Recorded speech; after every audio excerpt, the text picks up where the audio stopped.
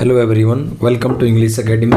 English academy की इस video में आज हम वोकेबलरी को जो याद करने का जो एटाइमोलॉजी मेथड है, रूट वर्ड से वोकेबलरी को याद करना, उसको स्टडी करेंगे। इससे पहले मैंने एक वीडियो बनाई है, उसके अंदर मैंने लॉजी वर्ड से, जो लॉजी का मतलब होता है स्टडी करना, लॉजी वर्ड के 25 वोकेबलरी को मैंने कवर किया है। उसको आप प्ले लिस्ट के अंदर जाकर देख सकते हैं। तो इस वीडियो में मैं 26 से शुरू करूँगा। तो उम्मीद करता हूँ कि चीज़ें आपको पसंद आएंगी, तो प्लीज़ चैनल को सब्सक्राइब जरूर करना। So let's start the video.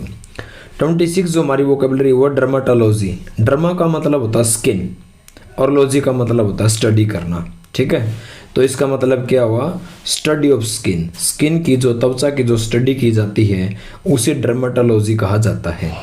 और जो त्वचा का जो विशेषज्ञ जो डॉक्टर होता है, स्पेशलिस्ट होता है, उसे डर्माटोलॉजिस्ट कहा जाता है। ठीक है, डर्मा वर्ड जहाँ भी आपको दिख जाए इसका मतलब समझ जाना कि स्किन से रिलेटेड है, और लॉजी का मतलब होता है स्टडी करना। तो डर्माटोलॉजी हो गया study of the skin, skin की स्टडी करना।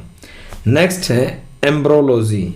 एम्ब्रोलॉजी, एम्ब्रोयो का मतलब होता है भ्रूण। ठीक है, और लॉजी आपको पता ही है। तो एम्ब्रोलॉजी क्या हो गया? स्टडी ऑफ एम्ब्रॉयज, जो भ्रूण होता है उसकी स्टडी को एम्ब्रोयोलॉजी कहा जाता है। नेक्स्ट है एमिटोलॉजी। एमिटोलॉजी का मतलब होता है स्टडी ऑफ वोमिटिंग्स। जब किसी को वोमिटिंग होता है और वोमिटिंग की जो स्टडी की जाती है उसे एमिटोलॉजी कहा जाता है। EMETOLOGY, emetology, study of vomiting. Entomology, ENT, इसका मतलब होता है इंसेक्ट। एंटोमोलॉजी का मतलब हुआ स्टडी ऑफ इंसेक्ट, कीट, कीड़े मकोड़ों की, कीट पतंग की जो स्टडी की जाती है उसे एंटोमोलॉजी कहा जाता है। नेक्स्ट इडियम है एपिडेमियोलॉजी। एपिडेमियोलॉजी, एपिडेमिक का मतलब होता है महामारी, कोई बीमारी। ठीक है, तो एपिडेमियोलॉजी क्या हो गया? स्टडी ऑफ डिजीज, डिजीज की स्टडी करने को एपिडेमियोलॉजी कहा जाता है।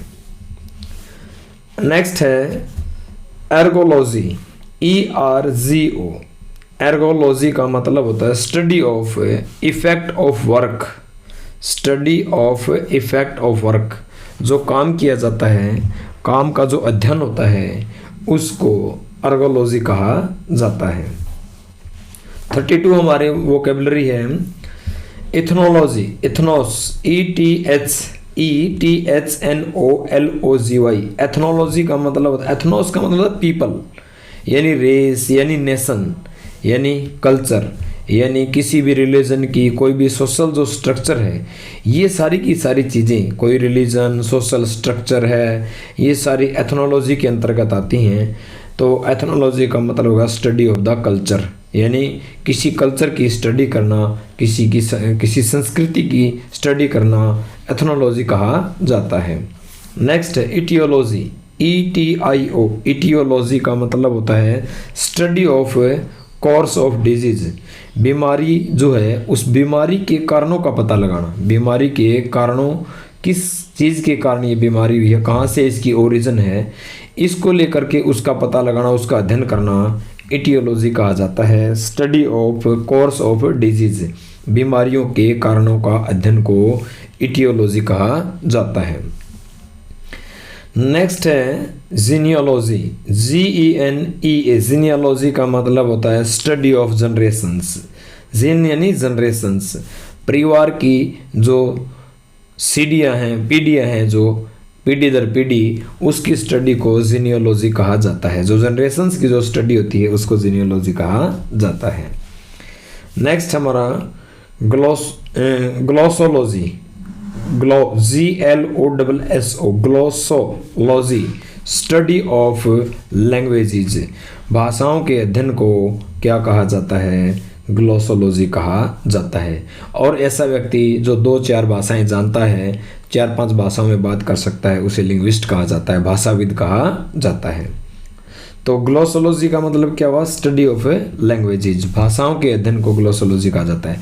जितने भी ये रूट वर्ड हैं ये एग्ज़ाम के अंदर बहुत पूछे जाते हैं, चाहे वो SSC का एग्ज़ाम हो, टीचिंग से रिलेटेड, चाहे CTET हो, STET हो, MTS हो, CHSL हो, कोई भी एग्ज़ाम हो, हर एक एग्ज़ाम के पॉइंट ऑफ व्यू से ये वोकेबलरी बहुत ज़्यादा इम्पोर्टेंट है और ये सबसे एक आसान सबसे कारगर तरीका है रूट वर्ड से वोकैबुलरी को याद करना। नेक्स्ट है हमारा GNOSIO। जी इसके अंदर साइलेंट है, ठीक है, तो नोजियो बोलेंगे इसको, नोजियोलॉजी। नोजियोलॉजी का मतलब होता है नॉलेज, नोजियो मीन नॉलेज, और लॉजी का मतलब स्टडी करना, स्टडी ऑफ नॉलेज, ज्ञान की स्टडी करना, उसे कहा जाता है नोजियोलॉजी। जी इसके अंदर साइलेंट है तो NOSI gnosiology, study of knowledge is called gnosiology. Next vocabulary है हमारी ग्राफ, GRAPH, ग्राफ जहाँ भी वर्ड मिल जाए यानी कि लिखना, ठीक है। तो ग्राफोलॉजी क्या होगी, स्टडी ऑफ हैंड राइटिंग, जो हैंड राइटिंग होते हैं, जो हस्तलेख होते हैं, एंशियंट्स जो हैंड राइटिंग्स होती है, उसकी स्टडी को ग्राफोलॉजी कहा जाता है।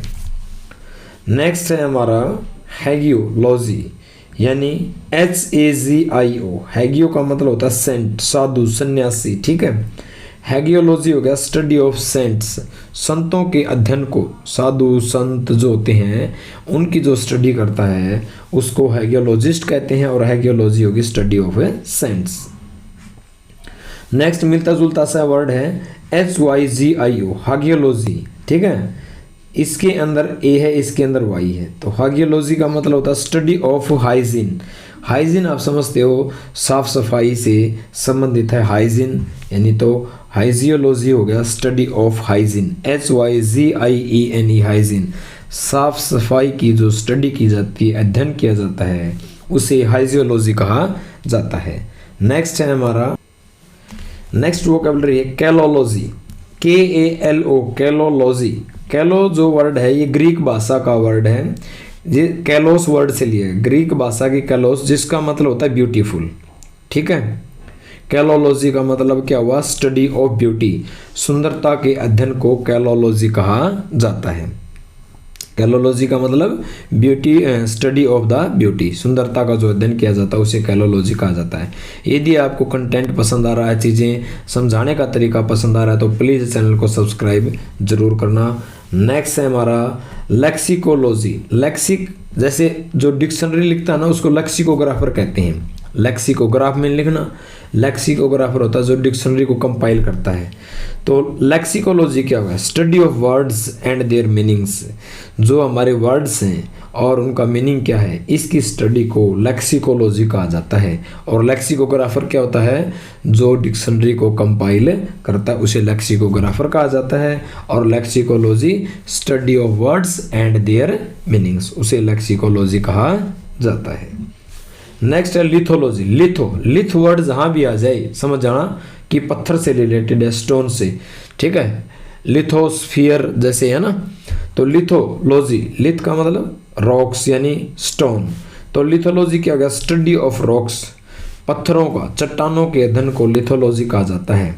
और इसका दूसरा मीनिंग है पेट्रोलॉजी, PETRO, पेट्रो का मतलब होता है स्टोन यानी कि रॉक, और पेट्रोलॉजी भी होता है स्टडी ऑफ रॉक्स, पत्थरों के, चट्टानों के अध्ययन को पेट्रोलॉजी या लिथोलॉजी कहा जाता है। लिथ वर्ड जहाँ भी आ जाए तो समझ जाना कि स्टोन से यानी रॉक से रिलेटेड है। नेक्स्ट है हमारा लिम्नोलॉजी, LIMNOLOGY, लिम्नोलॉजी। लिम्नो का मतलब होता है लेक्स, झील, ठीक है, और लॉजी स्टडी करना, स्टडी ऑफ लेक्स, झीलों के अध्ययन को लिम्नोलॉजी कहा जाता है।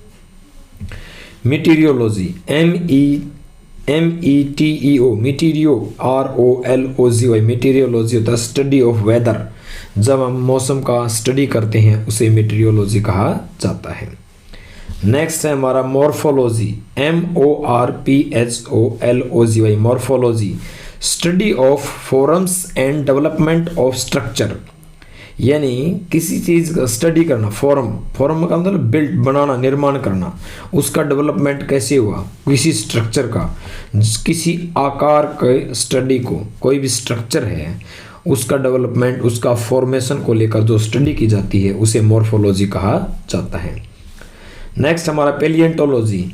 एक जैसे मैं कहूँ कि हमारे हिस्ट्री के अंदर दो युग आए, नवपाषाण काल आया और क्या है पूरा पाषाण काल था। तो एक तो होता है नियोलिथिक एज, जैसे मैंने कहा लिथ का मतलब पत्थर, नियो का मतलब होता है न्यू और लिथ माने पत्थर। नियोलिथिक एज यानी कि नवपाषाण काल, ठीक है। और एक होता है पूरा पाषाण काल, उसको कहते हैं पेलियोलिथिक। पेलियो का मतलब होता है प्राचीन, ओल्ड, ठीक है। और लिथ का मतलब होता है पत्थर। तो पेलियोलिथिक एज हो गया क्या, पूरा पाषाण काल। तो आप रूट वर्ड से समझ जाना, पेलियंटोलॉजी स्टडी ऑफ यानी पुरानी चीज़ों की स्टडी करना। पेलियंटोलॉजी का मतलब होता है स्टडी ऑफ फॉसिल्स, जो जीवाश्म होते हैं उनकी स्टडी को पेलियंटोलॉजी कहा जाता है। बहुत पूछा जाता है एग्जाम के अंदर, चाहे वो एसएससी का एग्जाम से रिलेटेड कोई भी हो, चाहे एनडीए हो, कोई भी एग्जाम हो, उस सब के अंदर ये बहुत ही ज़्यादा इंपॉर्टेंट है। तो आप इनको प्लीज़ अच्छी तरह याद कर लेना रूट वर्ड से, इनको फिर आप बोलोगे नहीं। नेक्स्ट है नाओलॉजी, NAO। नाओलॉजी का मतलब होता है स्टडी ऑफ चर्च और टेम्पल। किसी भी टेम्पल की या किसी भी चर्च की जब स्टडी की जाती है उसे नाओलॉजी कहा जाता है। मेट्रोलॉजी, ठीक है। मेट्रोलॉजी का स्टडी ऑफ वेट, जब वेट यानी भार के अध्ययन को मेट्रोलॉजी कहा जाता है। नेक्स्ट है हमारा नियोनाटोलॉजी, NEO का मतलब new, neonatology study of new born baby, यानी जो जिस बच्चे का अभी अभी जन्म हुआ है, नवजात जो शिशु है, उसकी स्टडी को नियोनाटोलॉजी कहा जाता है। Neonatology study of new born baby, नवजात जो बच्चा होता है उसकी स्टडी को नियोनाटोलॉजी कहा जाता है।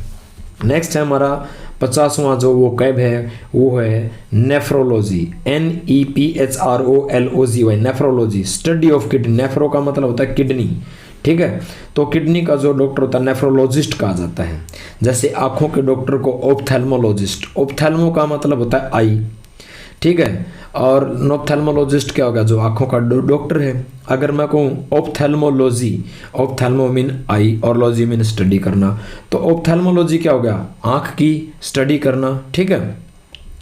और वैसे ही नेफ्रो का मतलब होता है किडनी और लॉजी स्टडी करना। स्टडी ऑफ किडनी, गुर्दे का जो अध्ययन है उसे नेफ्रोलॉजी कहा जाता है। अगर पूछ लिया जाए नेफ्रोलॉजिस्ट, तो जो गुर्दों का स्पेशलिस्ट जो डॉक्टर होता है उसे नेफ्रोलॉजिस्ट कहा जाता है। स्किन के डॉक्टर को डर्माटोलॉजिस्ट कहा जाता है, ठीक है। और हमारा जो जैसे कि हड्डियों का डॉक्टर है उसे कहा जाता है, मेरे ख्याल से अभी मुझे ध्यान नहीं आ रहा, हड्डियों के डॉक्टर को अभी ध्यान नहीं आ रहा मन में, ठीक है।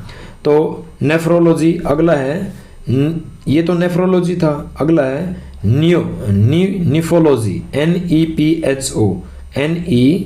NEPHOLOGY, nephology study of clouds. Study of, nepho का मतलब होता है क्लाउड और लॉजी स्टडी करना, निफोलॉजिस्ट होता है स्टडी ऑफ क्लाउड्स। बादलों का जो अध्ययन होता है उसे क्या कहा जाता है, निफोलॉजिस्ट कहा जाता है। तो निफोलॉजी का मतलब क्या हुआ, स्टडी ऑफ क्लाउड्स। नेक्स्ट है numerology, numero study of number. Numero का नंबर की स्टडी को, संख्याओं की जो स्टडी की जाती है उसे न्यूमरोलॉजी कहा जाता है। नेक्स्ट है हमारा 53 ओडोंटो, ODONTO, odontology study of teeth. Study of teeth, दांतों के अध्ययन को ओडोंटोलॉजिस्ट कहा जाता है, ओडोंटोलॉजिस्ट कहा जाता है। नेक्स्ट है OMBROLOGY, ओम्ब्रोलॉजी स्टडी ऑफ रेन। वर्षा का जो अध्ययन होता है उसे ओम्ब्रोलॉजी कहा जाता है। शायद मेरे ख्याल से जो हड्डियों का डॉक्टर है उसे ऑर्थोपेडिस्ट कहा जाता है, मेरे ख्याल से ऑर्थोपेडिस्ट, ठीक है। तो ओम्ब्रोलॉजी का मतलब स्टडी ऑफ रेन। नेक्स्ट है हमारा ONEIRO, oneirology study of dreams. Study of dreams, सपनों का अध्ययन को ऑनरियोलॉजी कहा जाता है। और आज की वीडियो का हमारा जो लास्ट जो वोकैब है वो है ontology, ONTOLOGY study of nature. प्रकृति के अध्ययन को ऑन्टोलॉजी कहा जाता है। तो आज की वीडियो में हमने 26 से लेकर के 56 तक हैं 25 वोकैब को किया। उम्मीद करता हूं कि कंटेंट आपको पसंद आया होगा, तो प्लीज़ चैनल को सब्सक्राइब ज़रूर करना। हर एक एग्ज़ाम के हिसाब से ये वोकैबलरी बहुत ही ज़्यादा इम्पोर्टेंट है। तो लॉजी के कम से कम 85 जो वर्ड हैं, उसके बाद हम दूसरे जो रूट वर्ड हैं उसको हम स्टडी करेंगे। तो आज की वीडियो के लिए बस इतना ही है। Thank you, have a nice day, best of luck.